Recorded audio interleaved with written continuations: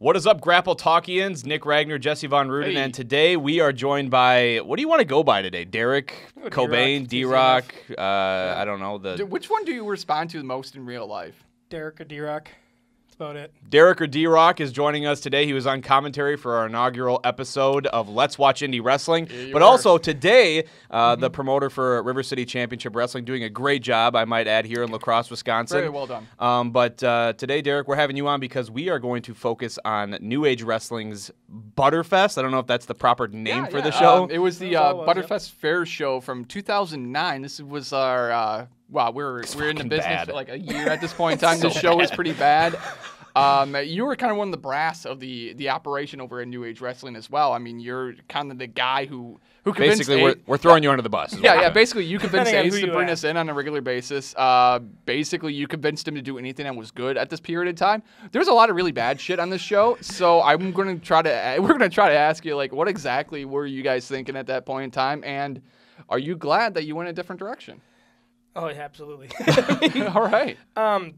Ace did bring me into the business, and he had his own idea of what would work, and I thought what I would work. And I did have his ear quite a bit going through some of this time, but things changed direction.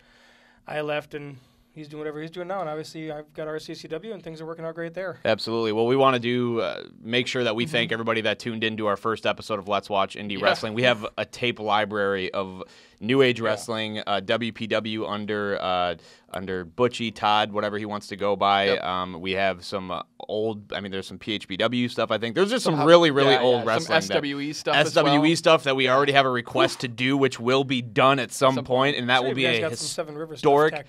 There's some 7RW stuff, but at that point, you guys started getting to the point where it'd be hard to make fun of it. I mean, maybe there's a couple of matches here and there, but those, for the most part, were pretty decent shows. We could always do the Sexy KC Misfit Manners stuff. Oh, let's please. We could just do a whole episode like chronicling that. I mean, that would be great, actually. It was pretty legit. That would be awesome. Well, again, we appreciate everybody for tuning in. If you're listening to this on the podcast, we have our YouTube page where you can actually watch along with the commentary that we're giving you today. Previously, we did the whole thing where we said, we're starting it now, but then I threw up the commentary over the YouTube match anyway, so it's like, why do I even do that? It was like one of those things where we're halfway through it, and we're like, why are we making this harder on people? We're making it so stupid. Just put it up. Yeah, put it all up. A little bit easier. We're adding the face cam, the reaction cam this time. But we do want to say also coming up after the last episode, Logan Lasher reached out to us. No way. And he had mentioned that he actually isn't wrestling anymore. He had back surgery recently. Man. So it wasn't because he's a rich snob piece of shit. It's actually because we never said that. It's because he's a super cool dude, and he just had something come up. He worked at RCCW against Al Snow, and then he had to take care of something that's really important. So shout out to Logan Lasher for reaching out to us and letting us know that he watched the latest episode. We had a lot of great feedback. And D-Roc, you watched that. Do you have anything to say after the fact, after watching that first episode? There was a few things I know we had kind of touched on a RCCW worker page along the lines of the Faces of Fear, Teos and Lasher. They really did not want to be called the Faces of Fear. That was something. Well, they would get like straight up murdered if they wanted to do that. Yeah. I mean, would you want to piss off Ming? No. Come on. No. That was just little details, and that's why I thought, hey, I would love to join in on this, and I don't mind offering some insight. It looked like a lot of fun. Absolutely. Well, I just accidentally started it, but I'm going to rewind it, and we are going to get started, folks. This is Sparta's Butterfest, guys, so get ready to eat a stick of batter fried butter, because that's all I really remember from this show, along with being terrible at commentary. Did they have that? They did. I wouldn't be surprised if they did, yeah. So we are kicking off right now with the very first match in this. This is a 3-match series that we're doing. This is actually the Battle Royal, so I believe that this was the, co-main event, I think. Was it Royal style? It was supposed to, so it was titled as a Battle Royale, but then it was Royal Rumble style. So you can hear in the commentary a little bit that Jesse's really confused about that because we were waiting for like 30 dudes to come out, but only 2 guys started. So this is the electrifying one, Scotty Johnson. A lot of people know him as Leonard Literacy these days, along with Bounty Hunter, who we saw actually managing the Faces of Fear in the first episode of Let's Watch Indie Wrestling. This is coming back to me. At one point, like 5 minutes before the show started, someone from Butterfest came and told Ace, "You guys are going 3 hours, right?" And that's why it suddenly became a Royal Rumble style. Wow, that makes a lot of sense. So you guys had no time frame exactly how long you were supposed to go or anything like that, or? I'm sure they were probably told before we got there and then reminded when we were there, most likely. One of, I think, the most talked about gimmicks to this day that me and Riley commonly refer to is the electrifying one, Scotty Johnson. Has anybody ever talked to him and asked him why he decided to be Rock Light? Oh, there's Butchie Davis now. Straight up just a Rock Mark. Yeah. Well, now he's Leonard Literacy. He's actually, I mean, he's a great dude. Yeah, he's an awesome guy. He was the Jackal when I first The Jackal, met him. that's right, Wow. the Jackal. And, I always really like based on the movie The Jackal? No idea. I think he's a great guy. Yeah. Mm-hmm. But it was still funny. I think, didn't he come out, he came out to, some weird generic rock, but then he still got on the turnbuckle and did the one-arm thing. And he did. But Butchie Davis coming out now. Now, so what we're going to do here, we got the Royal Rumble or Battle Royale, whatever, right now, the Butter Rumble.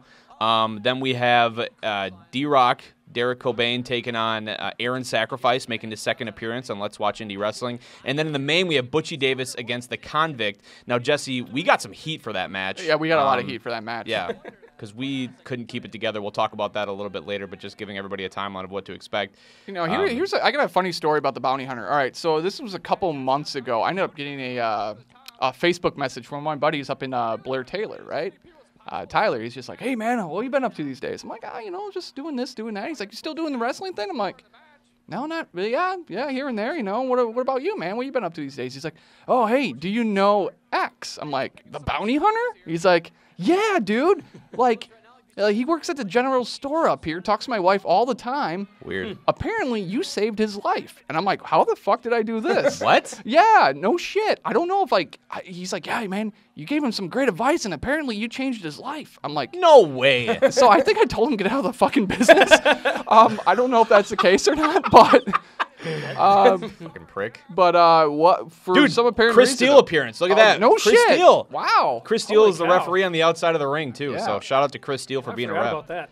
Holy crap. So Butchie Davis though, we'll talk about it a little bit later, but honestly, I think Tom would admit this. He's never been like a ringmaster, but he was fucking over his shit. Oh, there's Almost one of the definitely. ninjas. Oh, there's the fucking Red Dragon. Which was, what was his name? Was Scotty Pelt? No, that's an ESPN guy. Oh, Are you sure that was not Rip- the Red Scorpion? No, Red that was- Scorpion had actual Red Scorpion gear, like red pants with a black yeah, that's scorpion on right. it. So this is the Red This Dragon. was actually, if I remember right, E. Michael Van Snap. Yeah, that's his dressed name. up as, Yeah, that's his name. Okay, so We you can had a touch pretty on good more story later. about this guy, yeah. yeah. So he something about children, and he shouldn't have been there. What was This that all is about? How I Oh, what kind the of heard fuck it. was What that? the hell? Yes, he definitely shouldn't have been there. I agree. Now after watching that, he shouldn't have been there. But before that, it was something we heard later on, because we asked him. Because at one point I was working for NAW on a promotion called Powerhouse, Yeah. which is where E. Michael Van Snap was being a manager, and we used him as a manager for me here. And then I asked Mike Thompson, the promoter of Powerhouse, if we were going to continue that there. That the next show, he's like, "Oh yeah, he's not coming back." I'm like, Oh, no. Okay, what's up with that? He goes, "Yeah, he got into some trouble, something with some kids a few months ago." And I'm like, "Why was he? Wait. He shouldn't have been there." I love the fact oh. when, most of the time, 9 times out of 10, if someone gets in trouble for something with kids, they don't really come out and say it. They got in trouble for diddling kids. Oh, it was like, oh, no, it was something with kids, and then your imagination is supposed to kind of work from there, which is kind of sick. Right. There's at one point actually No wonder why he's wearing a mask. right during this moment where Jesse says something like, the crowd doesn't know what to think because they were completely dead. They were kind of confused. So how did this go? It was like, can we just get as many people as possible? And then he just threw on a mask and decided to wrestle so you guys could have more. Is that what happened, Derek? Derek? Lines to try to stretch out that opening part of the All right, battle. so is it true that Michael Steiner and those guys from Powerhouse Pro Wrestling just had a box of gimmicks and they just gave Oh, yeah. people random shit? Powerhouse, for what it was fun. But, the only gimmicks that really ran there, you were a SWAT team, you were a farmer, you were a ninja. Other It's than that, you're fucking kind of Tulo, randomly holy there. shit. A Boardman nowadays, Tulo back in this time. I think he was actually the commissioner of New Age Wrestling or something like that. We refer to that a in this couple of part? times. Yeah. I Wow. think he just took commissionership that show earlier on in the night. All right, cool. Can we just stop here for a moment and just be amazed by Ryan Brown's fucking hair right here? It's terrible. It is god awful. It is like Sid Vicious's haircut. you Yeah, know? it's actually Like, exactly yes. like that. Yeah. It's like Dolph Ziggler halfway through the match. Really super Yeah, that's silly. exactly what it looks like. Oh, Chris Steele appearance yet again. Yeah. How did Look at this. Butterfest? So Not did to you interrupt, guys actually approach Butterfest, or did Butterfest approach you? I believe Ace reached out to them, and the way it was told to me was What the hell was that all about? Dancing there he just gave him a little bit of a receipt for being an idiot. Yeah, pretty much. I believe it was Ace reached out to Butterfest, and they said, well, we don't want to pay for anything, so come try it free for once. Oh, my God. And what the fuck? Well, they got what they paid for, I guess. Derek, do you ever, like, and again, I know, I consider some of the dudes in the rings to be, you know, friends or either, you know, good friends in the business, but, I mean, do you sometimes see some of this shit and you're just like, God, fuck.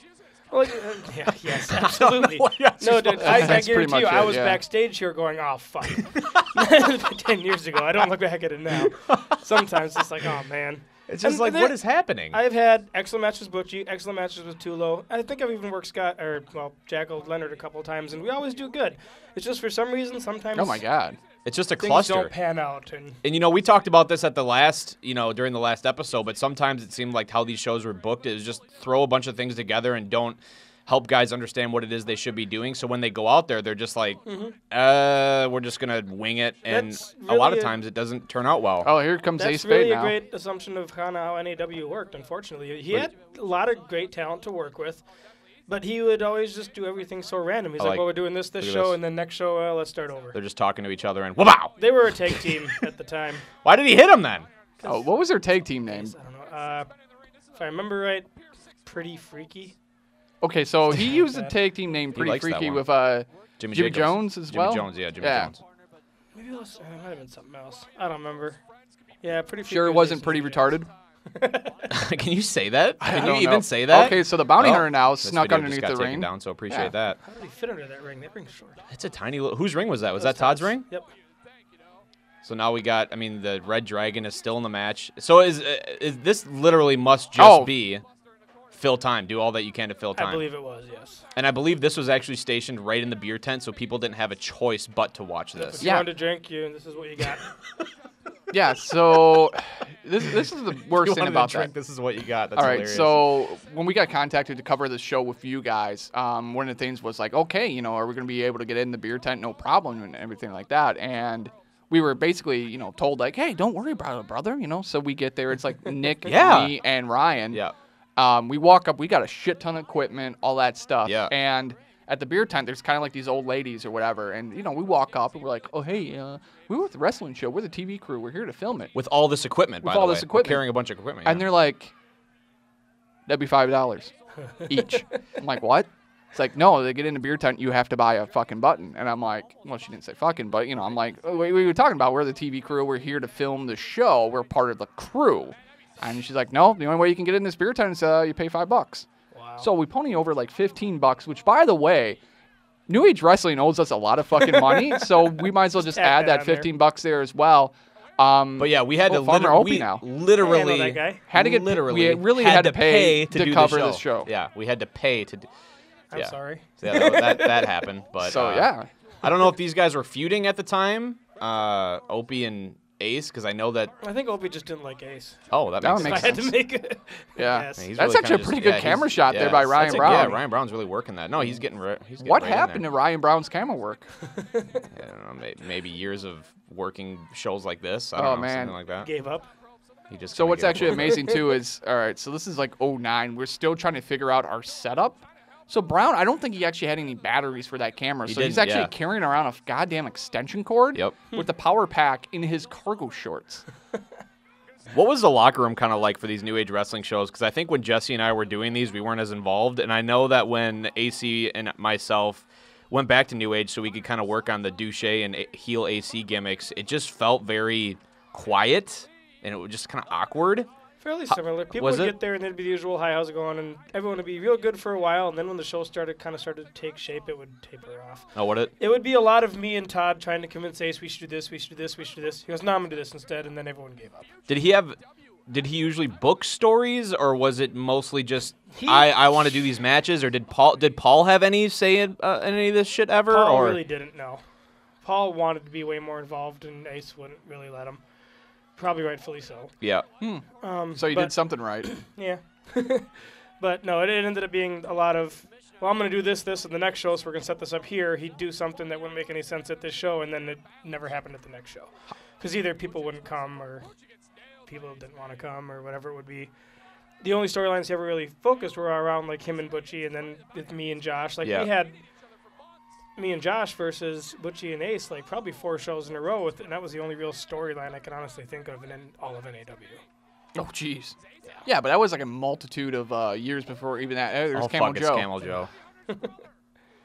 You can tell Todd didn't like him. So how did New Age Wrestling start in the first place? What did you get started after New Age Wrestling was a thing? New Age Wrestling had run a few shows before. I want to say I know Ace was trained with Horace in AAW in Eau Claire. Okay. And then when they folded, he was working for Darkchild, and I think just wanted to kind of start something down here and got Darkchild to include him under his insurance or something along those lines. And broke away and did whatever he did since then. And then Todd just was another guy in the area that had purchased a ring. Where did Todd get trained? We could have Todd on sometime to talk about that, but where did he get trained? Todd started with Ace. He did, okay. So I was working at Ashley Furniture and talking about wrestling with someone. Yeah, and then they were like, yeah, there's a guy here who does that. And Todd's been a supervisor at Ashley for like almost 30 years now. Oh, wow. So I got talking to him, and he introduced me to Ace. Ace had just bought this ring, and when he brought it up, it had no padding, no wood, and no way to fasten the ropes to. I didn't think it had ropes, actually. I think it was just the frame. So you just had a frame. Yeah. And Mike, Mountain Man Mike, ended up making the ropes. Okay. And doing a bunch of welding on it. And they bought a canvas and the skirts and everything for it. And then Ace was going through divorce and signed the ring over to Todd to make sure it couldn't get touched otherwise because his wife was kind of petty. Well, that's kind of actually like a decent loophole to make sure the ring stayed, I guess. Yeah, that makes sense. Out. I'm sure there was some money involved, and Mike put Camel Joe has no idea what's going on right now. Oh, he's trying his best. Mountain Man Mike put so much time and effort into the ring, I think they just kind of wrote it off as Todd owns it now because of all the work Mike put into it. So what's Mike up to these days? We haven't seen him forever. I don't see him too often, honestly. I love Mike. He's a great guy, and he's just working. He's up in Whitehall area, I believe. Okay, I know he's a grandpappy, like 7 times over now, right? Yep, him and Todd hang out. Okay. And talk on a regular basis. That's good. Oh, look who it is. Look at this guy. Do you miss your hair? Do you miss it? I do.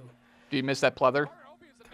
Kinda. Are we gonna get the shorts? I still have those pants. Every once in a while, if I want to piss off the wife, I put them on because she hates them. What? That's awesome. I do. So, are you gonna book yourself in some RCCW angle where it ends in a match after watching this? It's gonna reinvigorate you to want to have your career back, or what? I doubt it.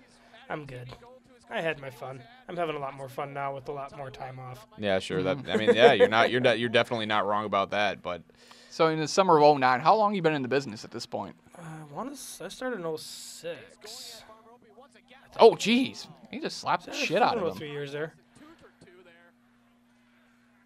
No, you're both just taking. You're both picture of that right there. Taking liberties on Farmer Opie. God, it makes me sick. So I know that at some point this breaks because I think for whatever reason you guys cut this off to be. Oh, so Tulo just got eliminated. Oh, we probably had to do a segment for TV actually. So the way we kind of formatted these shows was kind of like make it work for TV. Oh yeah, there it is. Join us next week for the conclusion of this match. All right, see you next week, guys. That's my favorite text ever. Yeah, Ryan Brown, his graphics game has never gotten better.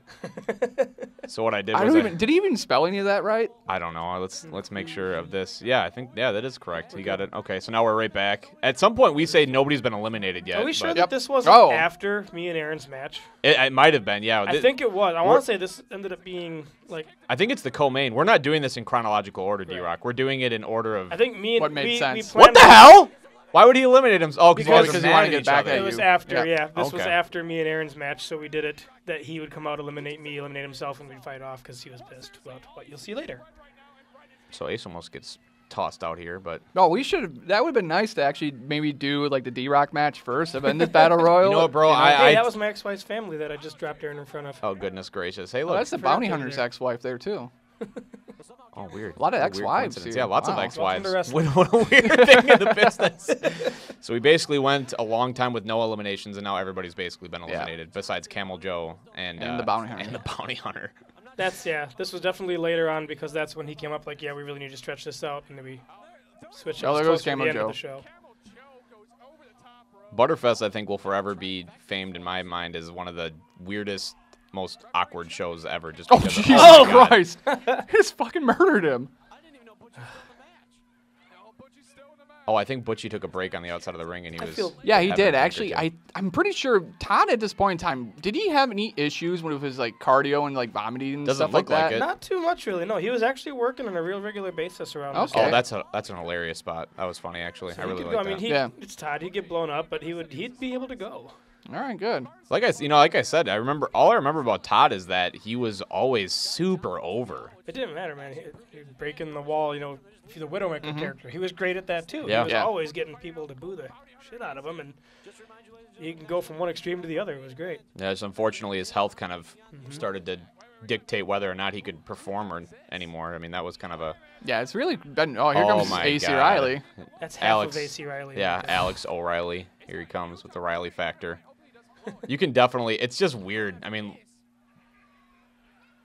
I don't know. It looks so weird. I feel like Ace right now is just waiting for his opportunity to beat the shit out of him too. Basically, yeah. So this would be right around. Still no emotion, man. No emotion. Nothing. When did Alex start 09? No, he started 08? 08, actually, yeah. Yeah, because that was his first show was the last episode. And that was 08. That was 08. Mm-hmm. Yeah, I must have been. So at this point in time, he's like, yeah, this is like. He must have just came back from college, his first year of college or some bullshit like that. I don't know. I can't figure out his fucking career. I know. I'm trying to figure out timelines because I know he was on the first 7RW show, but then he went to Germany for like 6 months. See, and he lost an ass ton of matches in a row. So he basically lost for like a year straight or something like that. But I think things end up turning around for him. And I don't know. Did you ever talk to? Did Ace just not like him? I don't think he didn't like him. Or was it his way of basically making Riley pay dues by just losing a bunch? I think so. But then when you look at all these other guys who are around, Aaron has come leaps and bounds far from these days. But the other guys like the Bounty Hunter and his brother and a few other people around there, like he was always doing all these fun things with them, like making them managers or putting them in matches with good guys. And we're all like, dude, why? What have they done? Right. And then, yeah, that's part of the reason we end up seeing me and Alex and some others leave. Is just like, we were just like, oh, dude, this is stupid. Why are we loyal to this guy who's putting all these new people over? And, well, not even putting them over. I don't care what my spot is, but just the overall treatment backstage. Right, yeah. Was very lopsided. Can you verify, because I brought this up the last episode, do you remember Ace making rookies sign contracts that they would pay something to him if they were ever to, you remember that a little bit? Really? Okay, so did you have to do that with him too, or? I never did, but. Oh, God damn it. I got it. Fuck. I had the contract, and I was like, yeah. I think I'm the only one who ever actually paid him the actual amount he charged. Did you really? There goes the Bounty Hunter. But I never did the contract thing, because it did say something along the lines. How much did he actually charge? Like $500. Yeah, it was something like that. It was. I still don't. Wow, that's a PS4 these days. It is. I don't credit Ace for my training. He got me in and showed me basics, but then I worked with Ian Xavier and Stardom and Teos and did all these other camps and things, and that's where I got a lot better idea of how things work. So yeah, the Convict going right after Butchie Davis. Now, was this actually after their matchup? This was after the match. Yeah, this is right before the main event. Oh my God! I think it was this, and then it was those punches were so terrible. Yeah, it was this, and then it was Alex and Bonner right after this. Can I ask you something, D-Roc? Do you remember the show? Did Mountain Mike just forget his gimmick, or did he not want to be This was his very first ever time in a ring. No way! No way! Yes. Was it really? Way. I was trying to remember that too. I am positive because I remember telling Ace like, dude, I know he's been around helping set up and stuff, but. So he didn't have the Mountain Man gimmick at this point. This is at all? Before that. Are you sure? I want to say he had was the like Mountain Man maybe gimmick before that. I want to say it was like maybe the next show he started doing. So that's why he was working as the Convict, because the Convict was basically, from what I remember, if you didn't have a gimmick yet, you were probably just gonna be the Convict. We had these orange jumpsuits, and we were gonna do that. I actually have it. I actually just threw that jumpsuit away like 2 weeks ago. Did you really? Why did you throw it away? You're never gonna bring it to RCCW? I don't think. You don't think it's a historical gimmick? Dude, we could have started the shitty Independent Pro Wrestling Hall of Fame, and that would have been like that the first. That it might still be at my old place. It might God, he's going on his head. Check and see. Yeah. Because I don't believe I was supposed to have it. I acquired it from an old job. It was a legit Lacrosse County jail. Was it really? Wow. Thing. Hence why that shitty piece of fabric is sewed over where it says lacrosse. Oh, wow. Okay, that makes perfect sense then. Yeah. So you just end up like acquiring this? Like, I used to work at a uniform place. No way. And they weren't supposed to send us those, but once in a while they showed up, and that one happened to be a 3X. I'm like, hey, it'll fit anybody. I'll just hang on to that. All right. So how many other people were the Convict at one point? Oh, God. Oh, watch out. Honestly, Scotty Johnson, I think, is going for that moonsault. I can't even think of too many otherwise, honestly. Well, moonsault headbutt there. Yes. See, the only time that I he remember, killed himself. Holy the only crap. time I remember the Convict making sense wasn't the Whitehall shows? Wasn't that booked literally across the street from the jail? Yeah, it was actually. Because there was a Convict there one time, and it was like Convict at Whitehall, and we did it. I don't remember Whitehall, but I don't know if any of you guys went at the Powerhouse show that was in Prairie du Chien. Oh yeah, Yep. I remember that That was one. right Yeah. next yeah, to the yeah, jail. yep. We did a God, that Convict show there Was sucked. that the with ghost Judge of? Jesse. Was that the one with Yeah, the that ghost was of the the ghost. The ghost, yeah. Son of a The bitch. ghost of Hoffman Hall. Well, that's gonna have to be done at some point. I kind of forgot about that. Who was the ghost again? Wasn't it Riley or was Bruce. it? Oh Riley yeah, against it the was Bruce. ghost. That's right, it was Bruce, the Kings Bruce of Old Allen. School. Yep, Riley went right. against him. I completely forgot. I wonder how Bruce is doing these days. I don't ever see much of him either. I'm friends on Facebook, but I don't see much. I know him and Mike hang out quite a bit. Here's Yeah. that Their fucking voice really surfboard stretch again, guys. During a rumble in the middle of the ring, Technical. just the surfboard. Remember the killing time, man. The killing time. Oh at yeah, this that's point. right. Technical expertise. You know what? Now, Nobody's like, no. now my opinion on it was that, like I said in the last show, that Ace gets a lot of shit, and I think a lot of that's warranted. But at the same time, I think if he, I don't know, worked with the right person, or if he trained a little bit more, he actually could have been pretty decent. You know, because I thought he knows technically he basics. wasn't actually that bad. No, there's another ex-wife The that just moves, went for the by. most part, Ace did do good work in the ring. Psychology-wise, I never learned. I'll guarantee, I never learned to stitch a psychology. Yeah, with right. Ace. Yeah. And there's a reason for that because I don't think Yeah. he really understood psychology Right. and match planning either.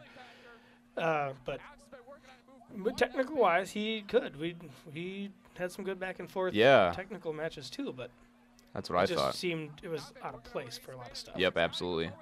Oh, there goes Scotty Johnson. Yeah, you know, I think for the longest time I was blinded by the fact that I was friends with Alex. But Jesus, he has absolutely no fucking charisma whatsoever. None. Just zero. Just like he's, I don't know. We It's say it just- about Aaron, but yeah, Alex definitely Well, a long way ahead too. God, Mike with those fucking See, bumps, man. That is why Mike was in the battle, because he had done that Yeah. when we were playing around in the ring one time, and Ace was like, dude, you should do that in a battle. And all that's right. kinda- So Mountain Man Mike is the single greatest over-the-top rope bumper I've ever seen in my life. Dude, he I does think, great. yeah, I think he does. I don't know. Were you actually at that Freedom Pro Wrestling show on Alaska? Probably. All right. So it was the one where who ended up winning that Rumble? I think it might have been Lumberjack ended up winning. remember the we're Rumble. we're working. This might have been like one of the last ones they did. He's in the Rumble. Mike gets thrown over the top, but someone had pulled the top rope down at the same time, and he completely misses the apron Wow. on the fucking concrete. It was like the sickest bump I've ever seen in my life. I'm glad I And hope he's walked doing it okay. off, I'm sure. Oh yeah, he did. By the way, Mike's tougher than nails. I love Mike. He's great. we haven't said it yet, but there's like totally Youth Gone Wild, like Yeah. pre-Youth Gone Wild going on right now, Wow. which was one of the greatest tag teams in the history of Wisconsin professional wrestling. I enjoyed them. I I actually thought They they were actually actually went gelled really well. Yeah. I'll be honest. I think, you know, Riley fucking hated it because I think, you know, fucking Jeremy, you know, if you talk to Riley, Jeremy, a lot of times, you know, I think Riley has a tough time with ceding leadership. And I think Jeremy took it upon himself to be the leader of that team because obviously he was more seasoned and Right. he had a better understanding of the business, and Riley had difficulty with that. Yeah. But I think if you look at that, that's actually Oh, you just kicked probably him right in the balls. one of the biggest reasons why Riley was able to start adding to his persona in the ring was that for tag sure. team. You know what I Yeah, mean? you have to give kudos there to Chris Hansen for even booking that. You know, even though, you know, Alex hates I both wanna Jeremy say- and Chris. Yeah, he does. Yeah, You know? shout I want out to say to Jeremy's the one who suggested it to Chris. Like, Really? he was kind of trying to figure out what to do with him, and Jeremy was the one who kind of put it. Oh, together. Jesus, Oh my fuck. God. Yeah, so I think he was supposed to go over the top there, and he just went right through the middle. Face So then he first just into gets a rope. it's that bullshit where he just gets right back in the ring, and then they're just like fuck it, and they toss him over, Yeah. sort of thing. It's I pretty want to amazing. back up and get that screen cap of those two standing there and be like Youth Gone Wild, the early years, and just let's mem this shit. Dude, do you guys remember? Was that Caledonia or Cashton where Jeremy played like ice hockey or like air hockey against Chris, and if he beat him, then he was gonna. Caledonia. Was Yeah. that Caledonia? That He was. was And gonna then have he to win the Winter Rumble. And Yeah. he did. Yeah. Oh god, that was great. There was negotiating after that of him winning the Rumble and cashing in and winning the belt the same night, and it was Yep. toned down to just winning the Rumble. So it was awesome. For people that are watching. So Farmer Opie in the ring, they were at Caledonia, and then Chris Hansen was the promoter of SWE. A lot of people know that place. They booked in the Ruba Garden. And anyways, so Chris was fairly hammered. Oh, he was extremely hammered. We got a pretty good story about the rest of that night with him, too. They were playing air hockey, and basically Jeremy was like, if I beat you, dude, I want to win your basically their Royal Rumble, SW's Royal Rumble. And Chris agreed to it, and then Jeremy won. So then he actually ended up booking it that way, which is hilarious. There was a solid 10 minutes of profanity across the bar from Chris Hansen. I remember that specifically. Chris got so drunk that show. We were driving back. We ended up making a wrong turn, but we kept the river to our right as we're heading north because we're like, okay, well, we can make our way back to La Crescent. And me and Nick are up in the front. We're just kind of bullshitting, having fun, and all of a sudden we hear this weird noise. It's like, we turn around. It's Chris. He's pawing at the fucking window, trying to get the window down because he's gonna fucking vomit. He's gonna vomit, yeah. And so we're like, oh shit! So we start slowing down. Oh my god! It's Alex Riley just look at that fucking shirt. I told you that Guy Fieri shit. And it looks like he's about to go to some diner and test out the cheese curds. So we start slowing down. David Bonner, wow. We start slowing down, but Chris. We end up hitting the window for him. He just starts yakking. Yep. We're going 45 miles an hour, trying to slow down for him. He's just yakking all over the side of my vehicle. He yaks in his shirt box. It's just bad. And then we kicked his ass in Madden twice that day. Yeah, he wasn't happy about that. But anyways, so Alex wins the Rumble. Dave wants a mic. This is all Dave's idea, isn't it, Derek? Isn't this the reason? Dave pitched to work Alex and set all this up, yeah. Well, Dave always had a soft spot for Alex, as it was. Sure. I don't want to hear what he has to say. I remember specifically him back there now, too. Him I want to work Alex tonight. And it's just why? Give him a shot. Show him what we can do. You think Dave was one of those underrated guys at the time? Oh, definitely. Dave's great. He's a phenomenal worker. Yeah, I always thought Dave was awesome too. I think, unfortunately, when you brought him back to RCCW for that short little run that he had, I don't know, did you have him and TJ working together again at that point, or was Bonner running Yeah, I think they were working against each other. They ended up working against each other more, yeah. I think we had them team once, but the rest of the time they had 2 or 3 matches against each other and various other things, and then Dave did whatever Dave does. No, this is a sick looking. I mean, it looks perfect. Yes. That is a perfect Death Valley driver or attitude adjustment, whatever you want to call it nowadays, but it was perfect. I cannot remember what he called it, but I fought with him so hard because I told him he needed to call it the Claymore, and he never wanted to. Which is probably a good thing because now the Claymore is just that flying drop kick, right? Right? Something, yeah. I'd call that a Claymore better. I find it really surprising that Ace actually agreed to put Riley over in that, too. I mean, that's a... Did he just give everybody? Yeah, he just gave everyone the finger. Yep. Yeah, Dave Bonner was super underrated. I don't know how much work he did prior to NAW, but it seemed like when NAW was going on, that was the only place. But he was an AAW guy originally. He was originally an AAW guy. Him and TJ worked several times in the old NWA Wisconsin, the old ACW. No, why was New Age Wrestling the only place he was working at the time? I mean, did he take some time off? Quit for quite a while. They did, and then they came back, and that was kind of all that was available for them. Yep, at the time, yeah. They didn't want to work for Darkchild for whatever reason, and then Ace was available and brought him in. Well, Alex Riley, I don't know if it was this show or the next show that he earned his title shot or whatever, but nonetheless, that was the end of the Rumble, and now we are on to the middle match, and it is Derek D-Roc taking on Aaron Sacrifice. And what I actually watched it back, I thought it was a pretty damn good match, actually. I have memories of this being one of my 2 favorite matches with Aaron, and I was interested when you said we were going to watch this, and I'm like, all right, I'm going to see how awful it really was. And here you are coming to the ring by the child molester. That's what I hear. Now, what was the point of giving you him as a heater? Was it just more, It was literally on the lines of he came down with the powerhouse guys and wanted something to do. Okay, so at this point in time, you're usually working face for New Age Wrestling. Am I correct, or? Honestly, can't remember. There was so many times back and forth in NAW that, well, you're heel tonight, your face tonight. Well, it wasn't last time. Well, it didn't. Yeah, it didn't really matter because they just kind of booked it as whatever. They kind of looked at who. It sounds so bad, but it's one of those things that, well, let's see who shows up today and we'll make a card. And pretty much. There's another Chris Steele appearance there. This time I got a nice little shot on him. About that. Yeah, I remember at this show, I remember Chris being there, and I remember being talking to somebody. He's like, yeah, that guy kind of wants to train and get into it. And I was like, holy shit, he already looks like he looks better than 70% of the fucking workers in the back right now. Well, I mean, you saw 70% of the workers in that Rumble. Mm-hmm. Yeah, that's true. Yeah. I remember Chris showing up before he went to, I believe, in Georgia and trained. He did a little bit of training with Ace, and Ace was trying to have him do suicide dives on the first day. I remember that. Was that at Todd's house? Yeah. Yeah, because that was the same day Ryan Brown fucked up his knee with that ring post. Oh, yeah, that's right. We were there for that, I think. Yeah. Yeah, Ace had a weird way of training guys. Yeah, luckily for Chris, went down and did it right.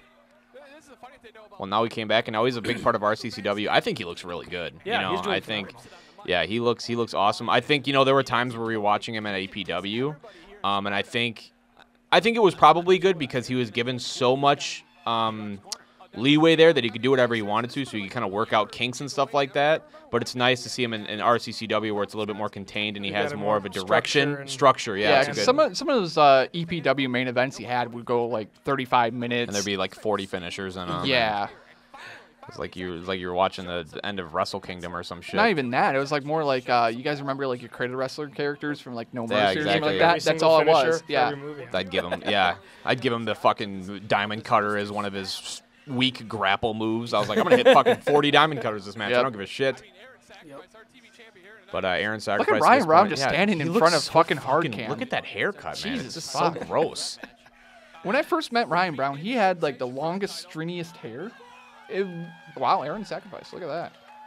Aaron Sacrifice, he gets a lot of shit from a lot of people, and I think, unfortunately, let's be honest. I mean, Aaron, he's an awkward dude. He is. And even in the back of RCCW, I think sometimes he doesn't really mingle with a lot of the guys just because he doesn't know how to fit in properly, and there's a lot of guys coming from different parts. But I'll say Aaron's probably one of my favorite dudes still. He's a lot of fun to watch, and he's up for anything. Yeah.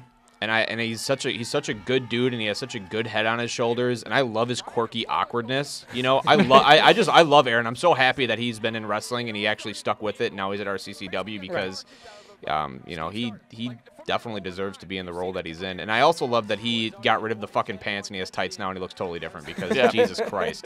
The Rey Mysterio garbage pants. Did he really? Yes. You had those pants originally? And then he decided to wear them for like 8 straight years. Yep. And I had them. I think I wore them 2 times and they were just a hair small. And I'm like, Aaron, you should wear these instead because he was wearing. God, it was something like just else. Plain. It was. I think it was gym shorts, if I remember right. And I'm like, dude, no gear. So how much do you actually sell those pants for? Those ones, I think I bought them for like $60. I think I sold them to him for 25, 30. Okay, so you paid 60 fucking bucks for that? E-Lucha, man. What the fuck? E-Lucha generic stock, man. Okay, but 60 fucking bucks?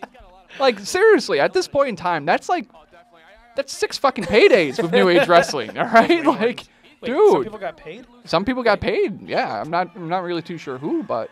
Look at that. I used to do a hip toss. That's awesome. See, the thing I think that was good about this match, too, is there actually, I don't know how much psychology that you knew about these days, but I thought there was actually some psychology in the match. Like, it made sense. When I was starting to pick it up. And where do you credit that to? Just some of the... Steve, Red started coming around this time. Well, didn't you guys just do almost like the little Memphis right there? It's like a couple moves here or there, bam. Get the heat back, you roll out. Was that little cartwheel, do you remember, was that Aaron's idea or your idea? It was Aaron's. It was a good idea. It was kind of a nice little pop for the crowd. I don't remember where this was on the card. We kind of have all these matches uploaded sporadically, so we don't actually know where any of these end up being. But yeah, I thought that was... Of course, it's before the Rumble. We kind of know that now, right? Well, yeah, we know it was before the Rumble, but... I think this was actually in the beginning. This is one of the first matches of that night. What did Van Snap smell like? Did he smell like donuts and candy and puppies, or what did he smell like? I highly doubt he smelled like puppies and candy. He probably smelled like, oh, geez. More cheap cigarettes? Yeah, probably Axe body spray. Oh, yeah, that's always How prevalent was Axe at this time in the locker room? Did a lot of guys use the Axe? It was there. Luckily, the locker room here was outdoors, so. Oh, good. Hey, that's that thing that Bounty Hunter tried to do earlier. Oh, man, I remember this. I used to love doing this to him. Yeah, this was actually a nice combo there. That was a good combo right there. I did that to him like 6 times. It was awesome. In the same match? No. Ooh, Brown getting that Van Snap reaction. He's That's like, where are the children? Where are they? I want them. Right across the ring from him. So that's probably why he's standing good way there's a ring. He's got a good view of the kids. Good view of the kids. Oh, here he comes now for his little get some heat. Get some heat. Yeah. I cannot believe that I completely forgot that was Chris Steele. Oh, jeez. Oh, yeah, the nice little stomach shot there. Wow, he was really breaking his shoulder for a hot minute there. Where were you working these days, D-Roc? Was it mostly NAW, PHPW? Occasionally, I think, if I remember the timelines right, going up to NLW in the cities. Okay. And I think for Dark Shot, too. And did you ever have any hopes to make it somewhere, or did you kind of just do this more for fun? Oh my God, look at that fucking mouth. It's terrifying. Holy shit. It's terrifying. Me and another buddy of mine, his name was Andrew, also worked at Ashley. We had started kind of training together, and Ace liked Andrew a lot better and was pushing him and doing stuff, and then Andrew vanished off the face of the earth, and I stayed with it. And me and Andrew back in the day used to talk about matches we would do, and maybe if we worked good as a tag team, maybe get to TNA, something like that. We didn't have any huge aspirations of anything. Well, hey, TNA at that point in time was actually pretty big. It was probably right about when it was really kind of taking off a little bit, yeah. And they were using a lot more indie guys, and it was the first month of training. You're like, oh, that mindset, Yeah, right. We're gonna work at gym every day. We're gonna do this every day. We're gonna do this, and it never happened because real life. Well, and you kind of need that a little bit, too, because otherwise, how are you supposed to get yourself to want to go to these shows every weekend, and how do you get yourself to want to train and do all this other stuff, too? But this is a good little match, actually. There's why my knees suck now, probably. Is that yeah, a little bit. Yeah, just jumping straight into the turnbuckle. Oh, flip. Look at that. Spry young man. Spry young man. Yeah, and Aaron, he just loved that fucking Rolling Thunder for whatever reason. Look at this fucking New Japan shit that he's doing. I'm sorry, that weird froggy Vader bomb. That's weird. Yeah, a little froggy Vader bomb. I've always put Aaron in my top 5 people to work with. Really? It was just a lot of fun. He was always up for whatever. And who else was in the top 5? Todd was always a lot of fun. Okay. Alex I've had a lot of fun with, too. Why do you think Aaron gets so much shit then? It's the awkwardness is definitely a part of it. And, there was a couple of years there he didn't work because Ace wasn't running, but it was always, I'm going to run. And Aaron, to his credit, had that sense of loyalty. Yeah. Because Ace brought him in. And I'm like, dude, Ace isn't doing anything. Come work. And if he really has heat about it, you're always going to have some kind of a spot here. We'll make it work. And it took him forever. And the fall away, I forgot he used to do this too. And you're just on memory lane right now. I am. I'm enjoying this. It's not as awful as I It's a good match, man. Really we're kind of wasting a match right now because usually we want to play shit wrestling so we can shit on it. But it's hard to do that during this matchup because it's actually pretty good. Well, we're going to have shit after this. It's going to be fun. Yeah, God damn it, Jesse. We're going to get so much heat from Todd again. He's going to fucking hate us. Nah, I don't think so. But anyway, so can you actually comment on that with the whole Ace thing and like the loyalty thing, right? So what did he basically tell his guys, hey, if you leave, you're done. Like, you're never working. Like, what was his thing? Did he threaten to break a lot of people's legs? I took Aaron and Alex to Powerhouse with me one time, and he threatened to break Alex's legs. That's so weird. And instead of yelling at me, he had this, like, huge text conversation with Alex, all pissed off that we took Aaron down there. Why, though? My theory was that they might get paid somewhere else, and then he would have to either start paying or you're never going to get better work in the same people over and over, and that's what we were doing in NAW, and that's why we all wanted to branch out. We took Aaron down to Powerhouse. It ended up being me, him, and Opie in a triple threat.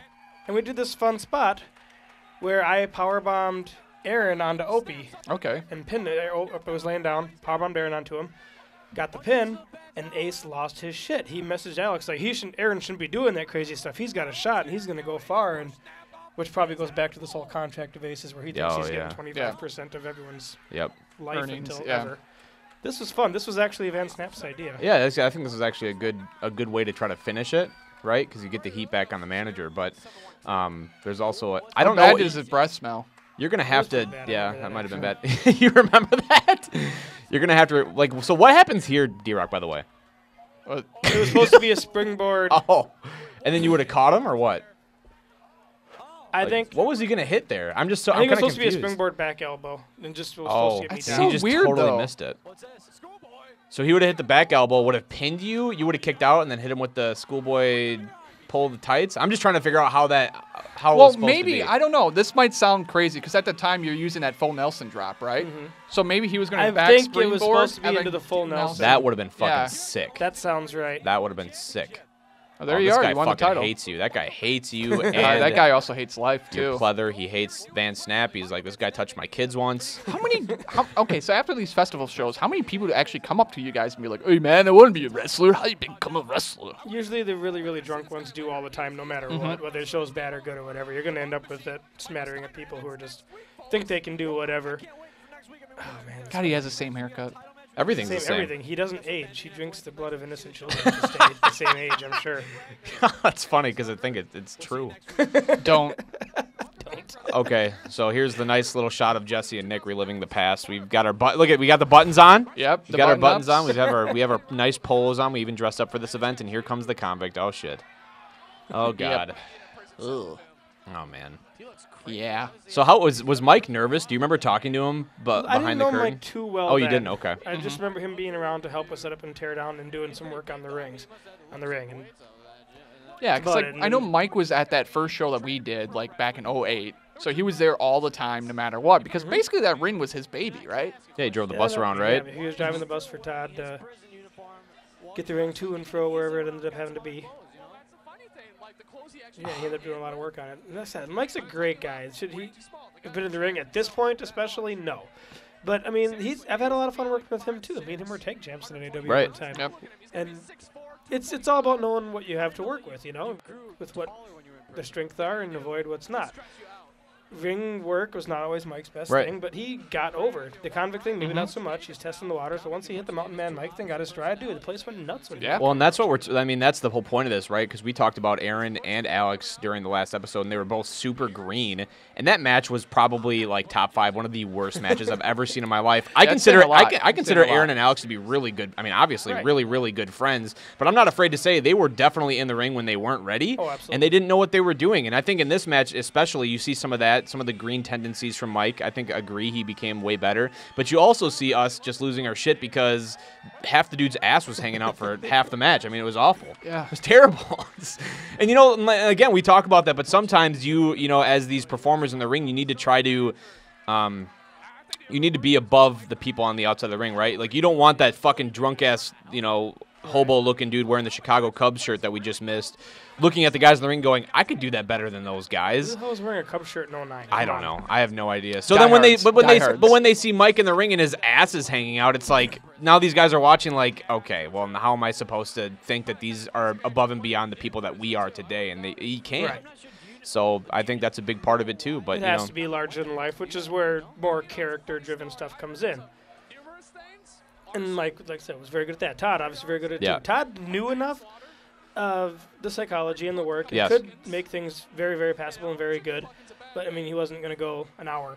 Yeah, no. Right. One of the best examples of that is actually from this Bret Hart matches. Well, yeah, but But one of the best examples of like a Butchie Davis match that got the crowd really going was he had a match with a Sexy KC at SWE. Yeah, did they even touch each other? Or? No, just for the finish. Is that the coloring book? Yeah, the coloring book one. That was great. Very amazing match. Yeah, I don't think there was not a physical contact for like 5 minutes. It was 5 minutes of Chris yelling. Butchie got in the ring, did the coloring book, and like you rolled him up, and the place went ape shit. Went ape shit. Yeah, I think Butchie. I mean, Todd has always had just a weird knack for being able to get over. He just leaves. That's hilarious. That would have been the best finish for this match. But oh god, you fucking dick. But no, it's. I mean, and honestly, we probably could have been a little bit more professional on commentary. I don't know if it'll be loud enough for people to hear it when we're actually re-uploading this, but we were pretty fucking bad. So I think Todd did have a perfectly reasonable reason to kind of be a little pissed, but at the same token, don't show your fucking. I mean, Derek, we talked about this sometimes when you're calling commentary. You just need to kind of go with the flow when you have nothing else to work with. I mean, we said the convict, he was a convict because he was raping animals. Yep. We said that, we didn't understand why he was still wearing his prison uniform when he was so far away from prison. I mean, we just couldn't. I mean, we couldn't come up with the fucking wrestling, but you haven't paid attention to commentary to where they focus on the gimmicks and the things to more to put people over. Yes, well, I think at the point in time we were kind of putting over the danger of the convict going against a guy like Butchie Davis, and like whether or not Butchie actually knew he was in the ring with a dangerous man. Yeah, Right. But then again, I think it became one of those things where it was hot out.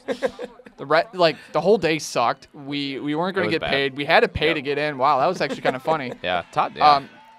I always enjoyed and I think at this point in time we were just fed up with the show. Well, and I think part of it too is it's a comedy match, so we were trying to add to the comedy aspect of it. We thought it was like a fun, good time, and we were still pretty new as far as commentary was concerned. I mean, this is, what, maybe less than a year in for both of us being together. But I think like show wise, maybe show 5 or 6. Yeah, together. Like it wasn't like we were doing this every week. Although I think that actually Butterfest was a week after another NAW show. We referred to that at some point. We said last week. I think actually the week prior to this, I think D-Roc actually won the mid-card belt or something like that. Won it here. Yeah, you just wanted here, actually. Oh, did you really? Yeah. Oh, shit. Well, maybe I was referring to the breaks in our It was the shows. very next show in Whitehall where I lost it back to Aaron, and the other really good match, I think. Yeah, because I wonder if we were doing commentary at the time, very much like, like, you know, NXT UK type of thing, you know, where it's like, oh, last week, and it was actually the same tape. Are you trying to compare us to NXT UK because that's awful? God, no. NXT Sparta. Oh, look at this. Jesus Christ. Yeah. Do you remember, were the fans here mostly into it, or were they just there to get drunk? They were into the comedy stuff. From what I remember, they were definitely paying attention to everything. How they walked away from it afterwards, I don't know, but it seemed like they were loud for everything they were supposed to be loud for. This crowd is bigger than they had at Butterfest this year, so. I want an honest answer. Wow, they were at Butterfest again this year? Where they were? Yeah, that's right. I wanted to go to that show. Derek, can I ask you an honest question? So when you started getting 7RW and RCCW underway, do you actually think that some of this NAW booking in the surrounding areas hurt your ability to get shows up and running? Or do you think that it didn't really play that big of a role? Because we hear that a lot. At that point, NAW, when I started 7RW, I don't think NAW had run for almost a year.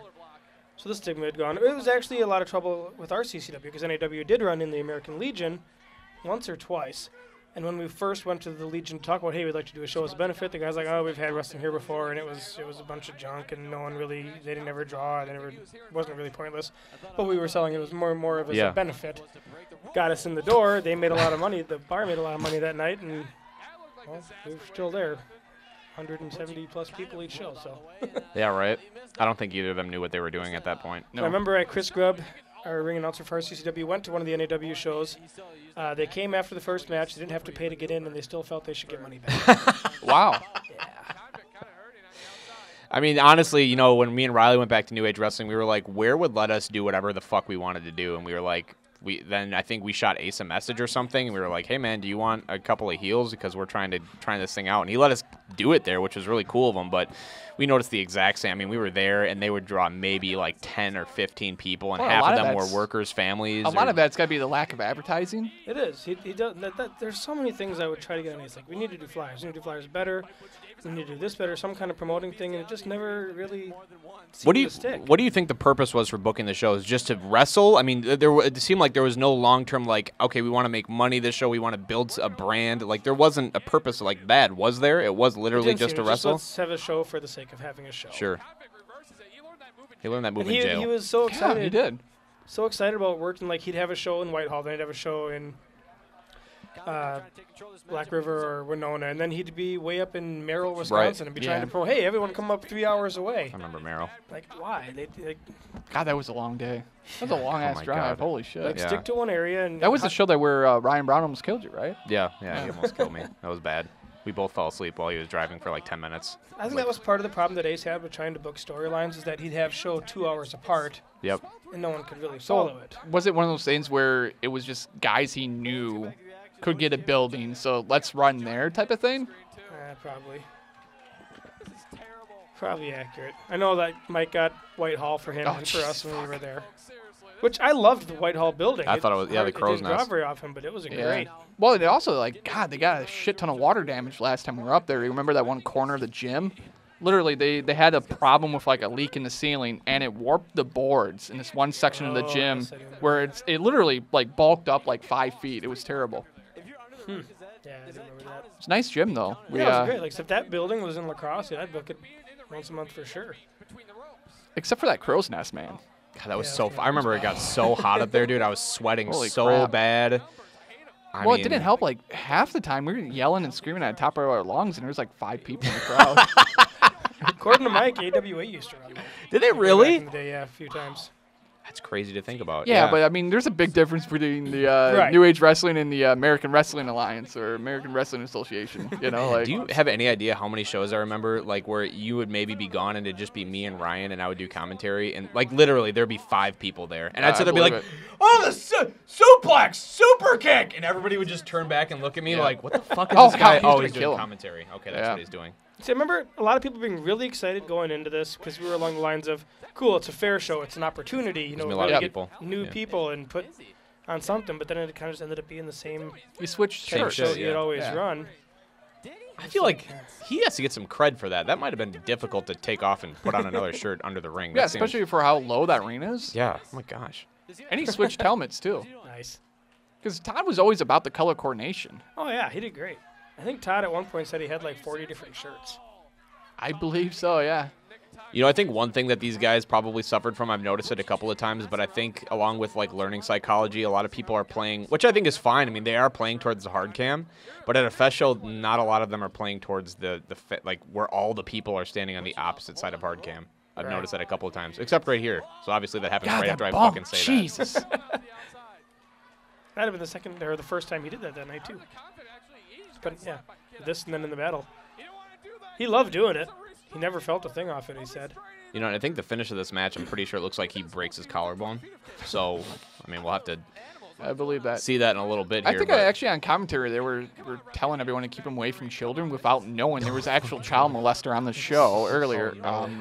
That's awful. So I didn't know nothing about it until later, like the next show later. They said something about that guy, and I was like, dude, what the hell? When did you get out of New Age Wrestling, Derek? How did you get out of New Age Wrestling? Did you have a falling out with Ace? Oh, you were actually you were already kind of planning on leaving at some point, because I remember there was a Blair show where you walked up to us and you had the first 7 shows for Seven Rivers Wrestling already planned out. Like, hey guys, check this out, and you showed me like this notebook, and I'm like, holy fucking shit. So I think at that point in time you're already kind of halfway checked out, right? Yeah, it was same along, like I said, just the people who had barely been there, getting all the exposure, getting all the opportunities, and the rest of us who had been around forever. And the loyalty aspect, I guess, just we're getting shit on. Me, Todd, Alex, a few other people were just like, dude, it doesn't make any sense for us to be here. We're not having fun anymore. That's exactly what the conversation that me and Todd always had. It's just, this is not fun. So everybody kind of walked out at the same time sort of thing, or what? Essentially. And then I think after me and Todd kind of quit working with him, he had maybe 1 or 2 more shows. 7RW started up, and he was at the first show hanging out. I don't know if he thought he was going to get booked or what, but I had the whole card already. Did he ref at that show? I remember there was a show at Howie's that he actually refed at. And it's mine. What? Are you sure? No, he's never refed anything. He's never refed for you before? Where was he reffing? No, I remember he kind of showed up a couple shows though. I remember that. Did he ref for a WPW show for Todd? Maybe that's what it was. I know he refed one. Oh my God! It took him like 5 fucking minutes to get over there and kick the rope. Holy shit! Did it? I think he refed one of the UPWA shows in Rochester. If you're thinking of it was on video. No, because it was actually because it was one of the first. It was I took a little hiatus from doing commentary, and the first night that I did commentary, Ace reffed like a dark match or something, and I thought it was his way.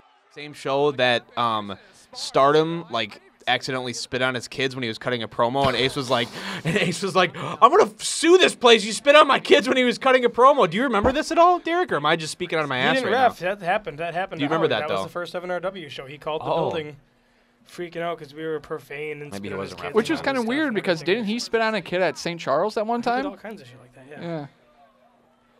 That's what it was though, right? He spit on the kids on accident when he was cutting a promo. Yep. Oh, that's fucking hilarious. I was like, yeah, one guy called to complain. So nothing like that happened. Something that didn't happen the first time. It's not like it's the first or last time Ace has done that to a building. That makes sense. I never really understood the whole attacking Butchie's helmet thing.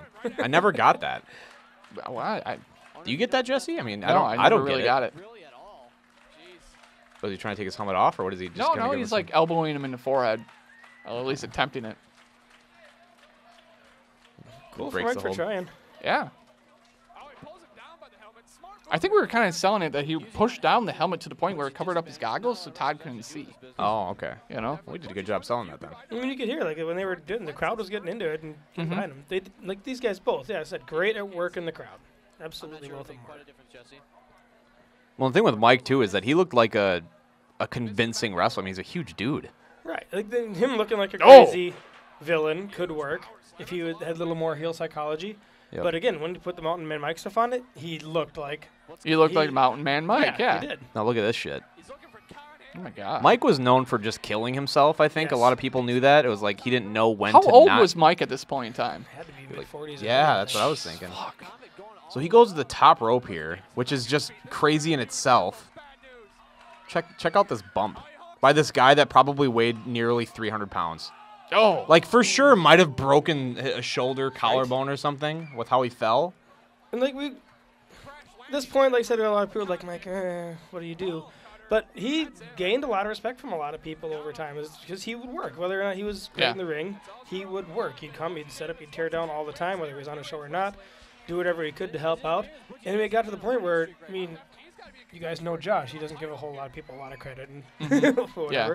But when Mike said he wanted to be done, he told me he wanted to be done. Josh demanded that he had his last match. Oh, yeah. Yeah, that's pretty awesome. I want to work Mike for his last match. And Mike was always good shit no matter what. Oh, for sure. Yeah. It doesn't mean that he had a great performance on this night, though. No. For the first time ever in the ring, yeah. Yeah. But, so Butchie comes out here, and I think, gives Alex Riley's mom a little high five, and that does it for Butterfest. But honestly, it wasn't as bad as I expected it to be. No, it was pretty decent. I'm gonna have to say. Maybe it's because we had to throw in the fucking show killer with D-Roc and Aaron with the match of the night there because it was that was actually a pretty good match. Any thoughts or reflections after watching that back and remembering how some of it went? The match or specifically? Just the whole thing, the whole Butterfest, everything in general. A lot of the whole thing. I think I pretty much made the demand to Ace that, hey, I want to work Aaron and all that. I think it was maybe the first time me and Aaron worked, honestly. And I'd always wanted to work with him. And just a lot of stuff. Like, we would just pitched all these ideas, and he's like, no, I'll do this. No, I'll do this. And it worked. Yeah, so that was literally over 9 years ago. Does it feel like 9 years for you? It does now. Yeah. Watching some of the stuff, like watch The Fall Away, watch other things. I'm like, dude, I used to do like a lot of cool shit. I don't think I could do that anymore. I had to quit doing The Fall Away because I almost killed Devlin Kane. Okay, tell this story. Oh my God! You almost did a Fall Away to Devlin Kane once? Kinda. Well, he was a lot smaller at that time, right? No, this was the still more recent 7RW show at Howie's. Oh, okay. It was he was a lot smaller. Team table match. Me and Josh versus Bonner. Bonner. I remember that match. Yeah. Was that around the time that TJ had his silly haircut? He was short hair. A little silly short haircut. So Bonner, I had done. You've seen them both. Bonner's bigger than TJ. Yep. Yeah. I was able to fall away him no problem. But for some reason, TJ was super heavy, and I just kind of went like this and put him face first at the table instead of doing the fall away. So, did you think like a fall away slam through a table was a smart idea? It would look cool if, sounded cool to me at the time. One of those deals. Nice. So that's Butterfest, but Derek, we appreciate you being on. Why don't you let us know what's going on with River City Championship Wrestling? What do you have coming up? What do you have coming up down the line? And why should people go check out your show, man? January 11th, we are right back at the Lacrosse American Legion with our special guest, AWA legend Baron Von Raschke will be there doing autographs and appearance. Excited to talk to him. I've met him a couple times over the years. He's super cool. Obviously, the heavyweight title match with Devlin Kane and Jared Jacks. That should be a good one. Brand new tag team champions will be crowned. Just a lot of stuff going on. We had a huge 2018. I think 19 is just going to be even better. Awesome sauce. Well, one of your shows, because you consistently book too. So if people that are watching can't make the January show, but they want to check you guys out, when do you book, and then where can they get more info? Are you guys like the second Friday of every month? Second Friday every month, except for January and December. Okay. Or not January, July and December. Excuse me. July typically we're at Riverfest. Yep. Doing that back to back ends up being a bit much. And you guys are always at the American Legion in La Crosse, right? That's your home base, so that's where people can always make sure to check you out. You guys do a killer job on social media. AC Riley, I know, has a big hand in that, but you guys post all your promos. You got all the updates as far as when the shows are, where they're going to be. I think you have events even published on there pretty far out. We have the entire year booked as far as events on Facebook, so when they're going to be, and as soon as announcements are made for each event, they're up. And what I love about it too, sorry Jesse, but what I love about it too, really quick, I want to say about RCCW is you guys have gotten to the point now where I'm not going to say any names, but I know that there's a couple of people that consider different promotions to be home bases, but as long as you guys get the booking in first, they'll actually still honor that booking over the home promotion, where typically you would see people not honor those external bookings. Right. So you guys are getting to the point now where people are actually, stepping up and staying with you guys regardless of who else is booking on those days, which is awesome. Interesting. I mean, comparing it to running 7RW back in the day, towards some of the 7RW stuff, it was kind of also along the lines of, let's see who shows up and see what we got to work with. But now everything's really been consistent. To my knowledge, all the locker room's happy, and that's been one of my main priorities as far as wrestling in general. If I'm running a company, I'm going to make sure everyone's having a good time being there, because I've been to places where I wasn't having a good time. For sure. And it definitely affected the product. It does. All right, so where can people go get tickets for any, River City Championship Wrestling show? www.rccw.rocks, ROCKS. Yeah. Well, I appreciate having you on, D-Roc. Again, I know that I'm probably biased because I go to all the RCCW shows, and I think, you guys have obviously given myself an opportunity to really kind of invigorate that douche character, which I have a lot of fun doing it. Great, but I think you guys do a really, really good job, and I'm not even trying to shit on anybody else, but comparatively to other promotions from around the area, you guys have this projectile where it just seems like you guys are just getting better and better, and I can't see how you could get any worse. So that's, I think you guys do a really good job, and we're looking forward to January, and hopefully we get some people out there for later this year. And I know that Ace probably won't be one of those people. Doubtful. If he does, I'd be more than happy to sell him a ticket, man. I got no problem with anyone. Yeah. Really quick before we go, can you tell the story about how Ace wouldn't let you go to one of his shows? Because we talked about that the last. Yeah, because we talked about that. It goes back to also to anyone, man. It's money in the door. What do you think? We had gone to a show with nothing. We booed the bad guys, cheered the faces. It was myself. I want to say Alex Bonner, a couple others. Oh no, the later one was me and Troy Lesky went, and we did. Out of the 6 people that were there, we paid and did exactly what fans would do. Troy at one point even helped one of the guys when he got hurt. Oh, okay. Oh, wow. Everyone else was standing around looking dumb, not know what to do. So Troy got him and went back with him because he had a little bit of EMT training. And the next show, I was like, hey, man, we're thinking of coming up and checking out the show. Well, a lot of the guys don't want you to be there. They said you were too distracting. Wow. Whatever that means. So we're not going to. And that's when all of his flyers started saying we have the right to refuse service to anyone. Oh, my gosh. That's kind of fucked up.